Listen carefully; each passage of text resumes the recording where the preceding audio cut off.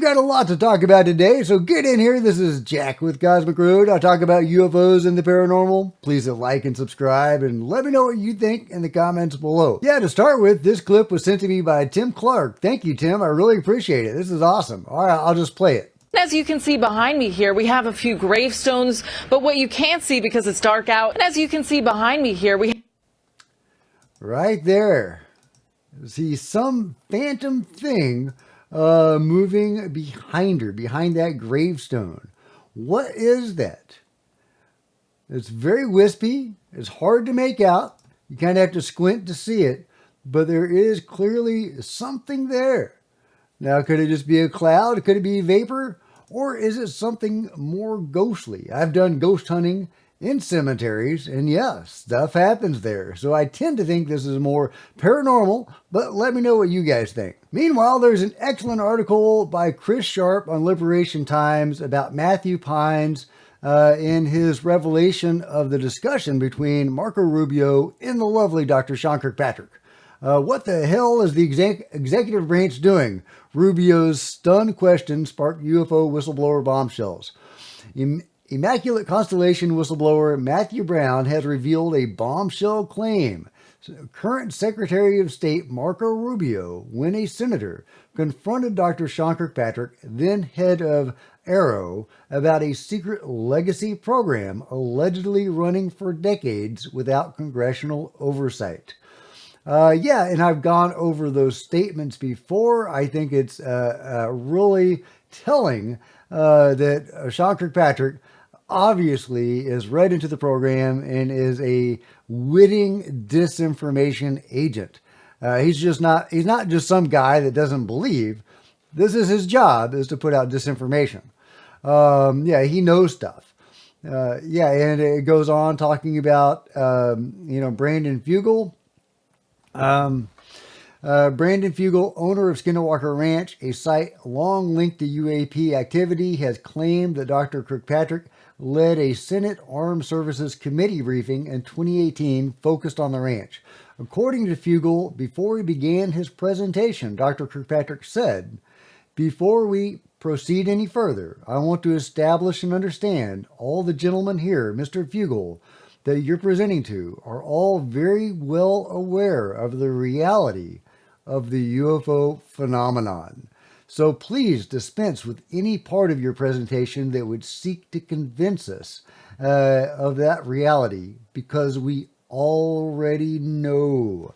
Yeah, so Sean Kirkpatrick, the science spook himself, is a tool of the UFO control group, and unfortunately, AARO was co-opted and corrupted and is now pushing disinformation, furthering the agenda of the UFO control group. But a great piece by Chris Sharp. He goes on talking about Matthew Brown and his qualifications and about Immaculate Constellation. It's a terrific article, and I will link to it in the comments below. In a teaser for part 3 of the Matthew Brown interview on Weaponized, we are given this clip. Now, the clip has music playing, but somebody provided the text. So he says, "Think I have a good degree of confidence that the reason they're here is us, talking about the beings. Why are the beings here?" He says it's because of us. "I think life, especially sentient life, is a precious thing. And I think to some, it might be a resource." Now, this is something that we've heard before many times. Beings seem to see us as a resource, possibly a genetic resource, which is really weird. I mean, if they created us or had some sort of hand in our creation, why do they need to continually abduct people to take genetic material? Why can't they just have a sample of genetic material that they can draw on? You only need to abduct a couple people, right? In order to get that genetic material, and yet they do continually abduct people in order to get this genetic material. And in his interaction with the beings or with the phenomenon, Deep Prasad was given this download. Quantum computer guru Deep Prasad was given a download and it was all like in hieroglyphics and stuff. The only intelligible thing that he could get out of it was the letters DNA.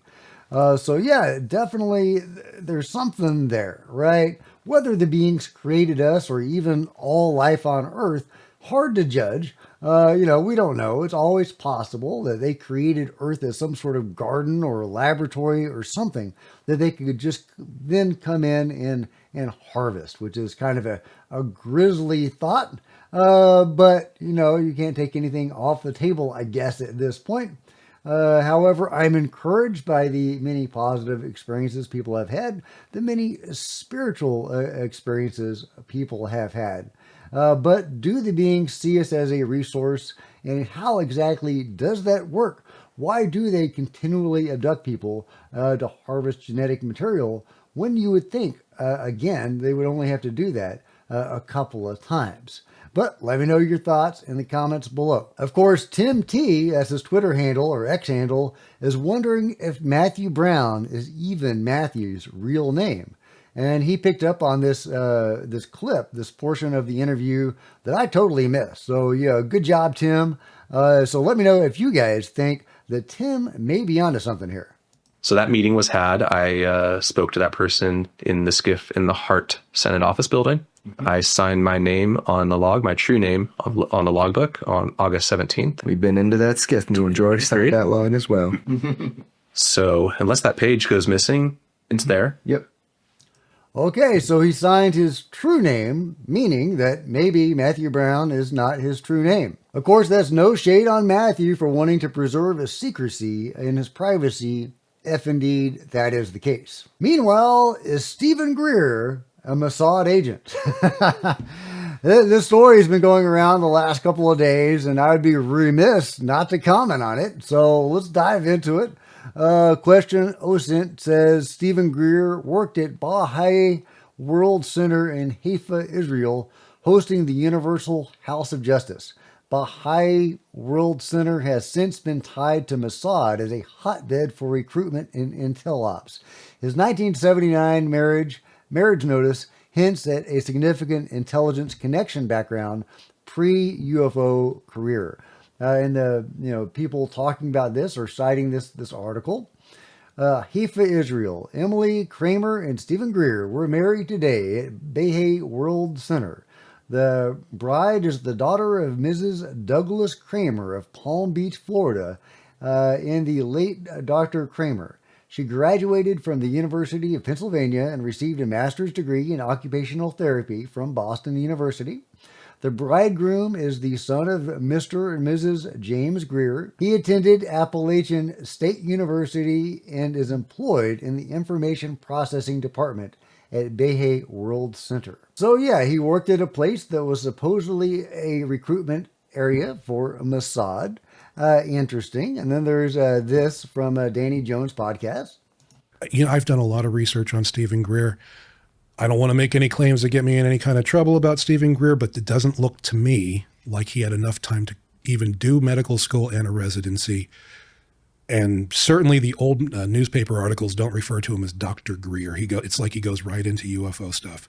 So if he worked, there's indication he worked for a very short time at a small hospital in Western North Carolina and then went directly into shilling UFOs for Rockefeller. Okay, there you go. So a lot of people are thinking now that Stephen Greer is a Mossad agent and that everything that he has been doing is disinformation on behalf of the Mossad somehow. I guess that makes sense. But, nobody gives Greer more grief than me. But I don't think that Stephen Greer is a Mossad agent. I don't see that. But hey, let me know if you think Stephen Greer is a Mossad agent and his work, on behalf of the phenomenon or disclosure is all some sort of Mossad ploy.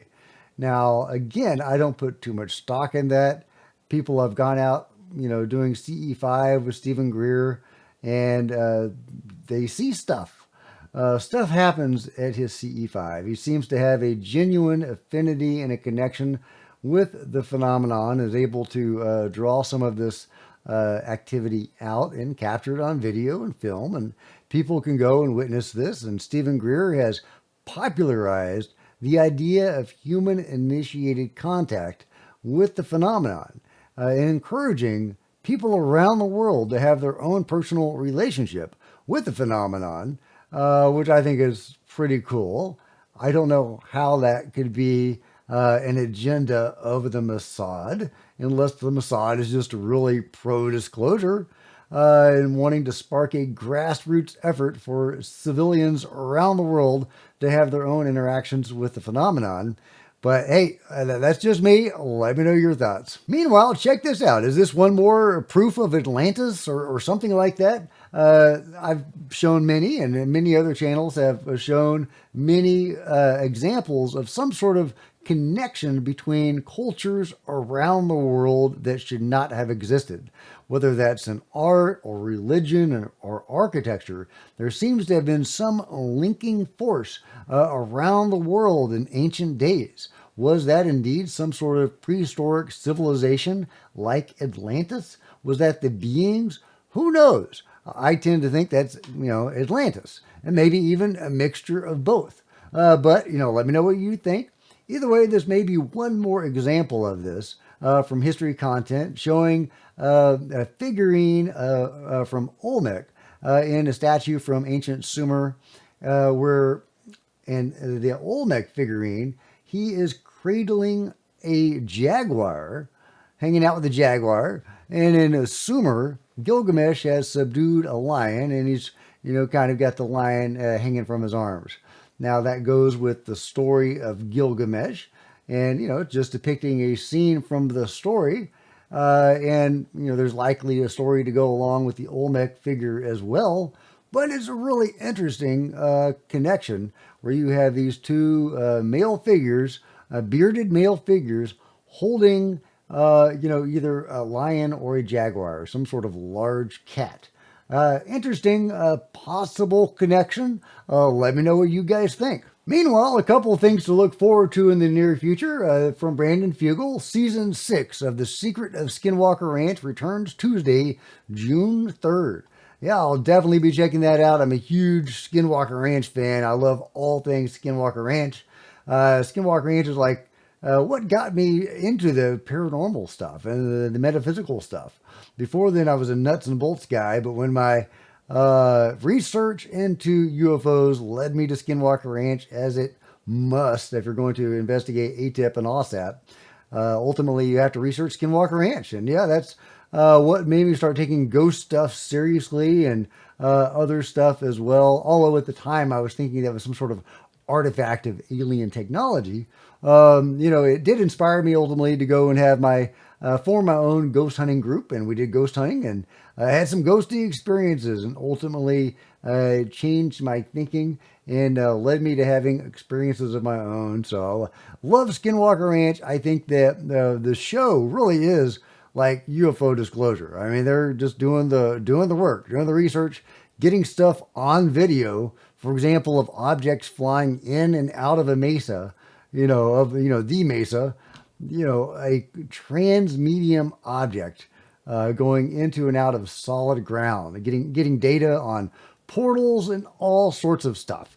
So just a fantastic show. Highly recommend it if you haven't checked it out.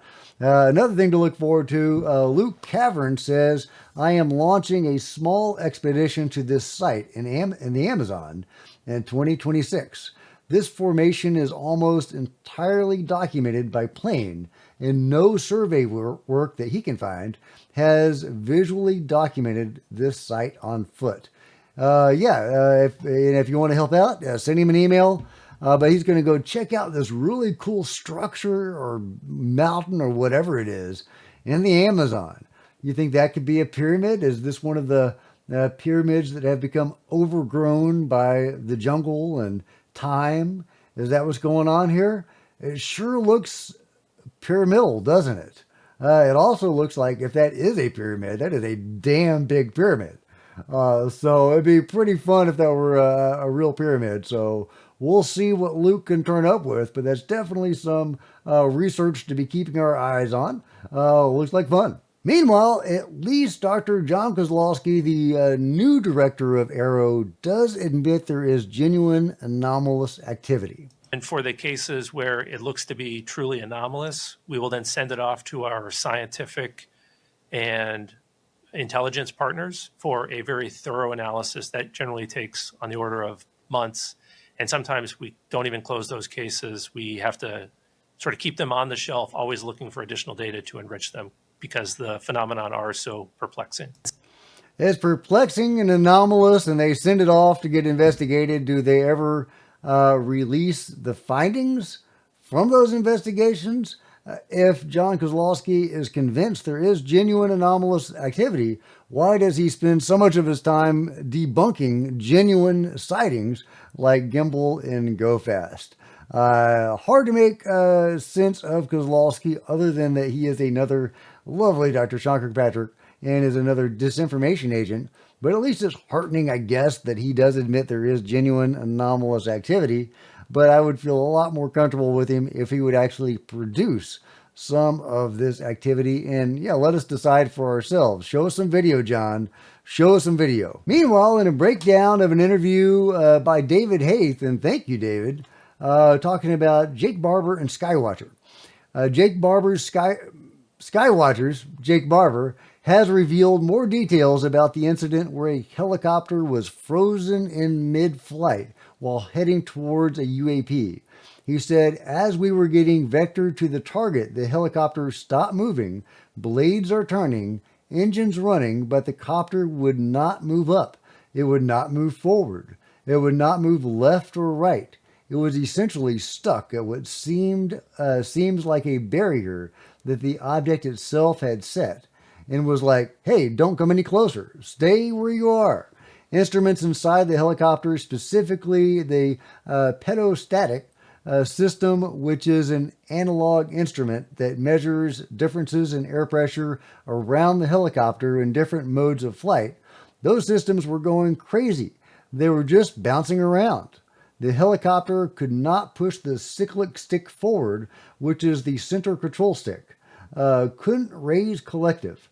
The collective stick was frozen, and it was stuck there for a couple of minutes. After a couple of minutes, the helicopter was able to retreat, ironically. Okay, it was able to do an ironic retreat. Maybe I'm missing something there. So essentially, the only direction we were allowed to move if we were stuck there at the will of the target was away. It let us go away, but it didn't let us come any closer. And yeah, getting back to Skinwalker Ranch, that reminds me of some incidents they've had where there seems to have been craft near the helicopter flown by Brandon Fugel's brother.